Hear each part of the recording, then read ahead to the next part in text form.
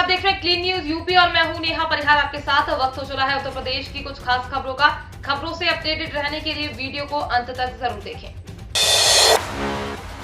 CM योगी ने जारी किए सख्त निर्देश, प्रोटोकॉल का पालन जरूरी, ये लोग नहीं कर सकेंगे स्नान। उत्तर प्रदेश में कोरोना महामारी के बढ़ते मामलों के बीच यूपी सरकार सख्त नजर आ रही है। ऐसे में प्रयागराज में होने वाले माघ मेले को लेकर मुख्यमंत्री योगी आदित्यनाथ ने निर्देश जारी किए हैं, जिनका सख्ती से पालन कराना बेहद जरूरी होगा।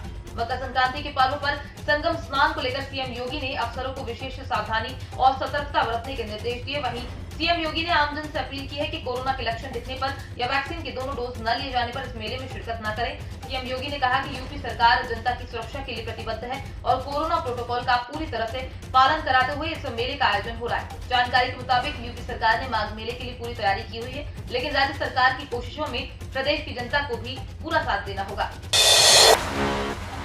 यूपी में निकली पुलिस व लेखपाल समेत अन्य बड़ी भर्तियां, यहां जाने पूरी डिटेल। उत्तर प्रदेश के डिग्रीधारी युवाओं के लिए अच्छी खबर है। इस चुनावी मौसम में नए साल के पहले महीने के पहले सप्ताह में 6 बड़ी भर्तियां निकली हैं। इनमें यूपी पुलिस भर्ती बोर्ड की 3, उत्तर प्रदेश अधीनस्थ चयन आयोग की 2, Uttar Pradesh power corporation limited और यूपी राष्ट्रीय स्वास्थ्य मिशन की 1-1 भर्ती शामिल है। सरकारी नौकरी का सपना देख रहे राज्य के युवाओं के लिए ये शानदार मौका है। इस आर्टिकल में हम आपको बता रहे हैं कि किन विभागों में किन पदों पर कितनी वैकेंसी निकली है। यूपी पुलिस भर्ती एवं पदोन्नति बोर्ड ने रेडियो विभाग में करीब 2,500 वैकेंसी निकाली है। कर्मशाला कर्मचारी में 120, सहायक परिचालक के 1,374 और हेड ऑपरेटर यांत्रिकी के 936 पद हैं। इन पदों के लिए अभ्यर्थी 20 जनवरी से 28 फरवरी 2022 तक upb.gov.in पर जाकर ऑनलाइन आवेदन कर सकेंगे।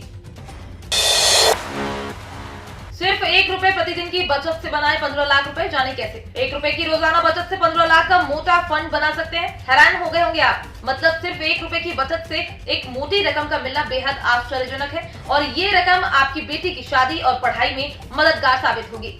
अब जानने के लिए आप उत्सुक होंगे कि ये कैसे होगा।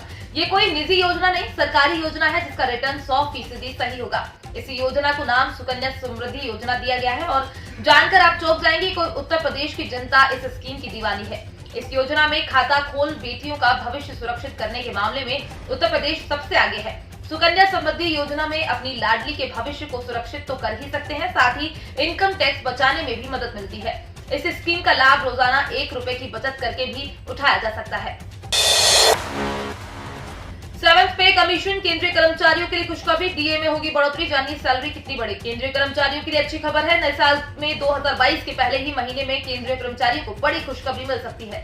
बताया जा रहा है कि जनवरी 2022 में एक बार फिर से महंगाई भत्ता डीए बढ़ना तय है। हालांकि अभी साफ नहीं है केंद्रीय कर्मचारियों के महंगाई भत्ते में कितना इजाफा होगा, अभी ये तय नहीं है। हालांकि अखिल भारतीय उपभोक्ता मूल्य सूचकांक AICPI के नवंबर के आंकड़े आ चुके हैं। इस आंकड़े के मुताबिक डीए में 2 और 3% बढ़ोतरी की उम्मीद जताई जा रही है। फिलहाल केंद्रीय कर्मचारियों को 31% की दर से डीए रहा है। अगर डीए में 2 से 3% की बढ़ोतरी होती है तो केंद्रीय कर्मचारियों को 33 से 34% डीए मिलने लगेगा, यानी एक बार फिर केंद्रीय कर्मचारियों की सैलरी में बढ़ोतरी तय है। यूपी बोर्ड परीक्षा के लिए 94 केंद्रों का हुआ निर्धारण। माध्यमिक शिक्षा विभाग की ओर से यूपी बोर्ड की परीक्षा की तैयारी शुरू हो चुकी है। जनपद में इस बार कुल 94 केंद्र बनाए गए हैं। पिछली बार की तुलना से एक कम है, लेकिन माध्यमिक शिक्षा विभाग की ओर से केंद्रों के निर्धारण की आपत्ति 13 जनवरी निर्धारित की गई है। इसके साथ ही केंद्रों के निर्धारण की पूरी प्रक्रिया पूर्ण हो पाएगी। वहीं विभागीय अधिकारियों का दावा है केंद्र के निर्धारण में इलाहाबाद बोर्ड ही ऑनलाइन वेबसाइट से किया जाता है।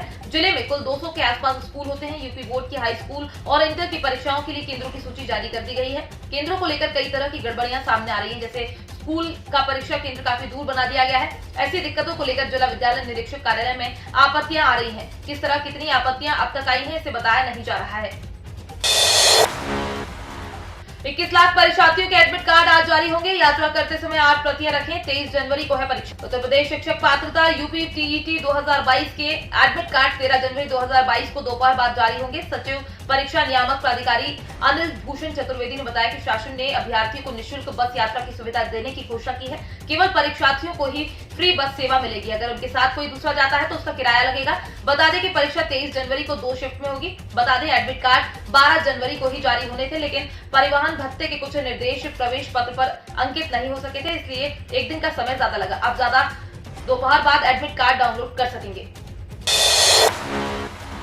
किसानों को दी डिजिटल लेन देन की जानकारी। राष्ट्रीय कृषि और ग्रामीण विकास बैंक एवं जिला सहकारी बैंक द्वारा ललसाना गांव में वित्तीय साक्षरता कार्यक्रम का आयोजन किया गया। इस दौरान गंगानगर शाखा के वरिष्ठ प्रबंधक नागेंद्र कुमार ने किसानों को जिला सहकारी केंद्र बैंक द्वारा संचालित विभिन्न योजनाओं के बारे में जानकारी। अधिकारियों ने किसानों को डिजिटल लेन देन के लिए प्रेरित किया और बताया कि किसानों को सरकारी समिति पर ही बिजली का बिल जमा करने की सुविधा दी गई है। खाद्य एवं बीज पर मिलने वाले ऋण के साथ बीमा कवर की सुविधा भी किसानों को दी जा रही है।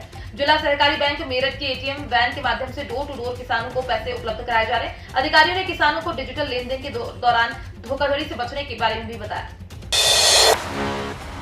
10वीं पास के लिए निकली नई रेलवे भर्ती। फाटक गेटमैन की 323 वैकेंसी के लेकर आवेदन। पूर्वोत्तर रेलवे के मुख्य जनसंपर्क अधिकारी पंकज कुमार सिंह ने बताया कि इच्छुक भूतपूर्व सैनिक पूर्वोत्तर रेलवे की वेबसाइट पर उपलब्ध लिंक के जरिए आवेदन कर सकते हैं। इसके लिए कोई आवेदन शुल्क नहीं है।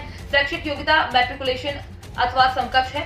अभ्यर्थी की अधिकतम आयु सीमा 1 जुलाई 2022 को 65 वर्ष तक है। चयनित भूतपूर्व सैनिक पूर्वोत्तर रेलवे के इज्जत नगर एवं लखनऊ मंडल स्थित संपार फाटकों पर नियुक्त किए जाएंगे। आयु की गणना 1 जुलाई 2022 से होगी। ग्रेड पे 1800 वेतनमान के साथ समतुल्य मानदेय होगा।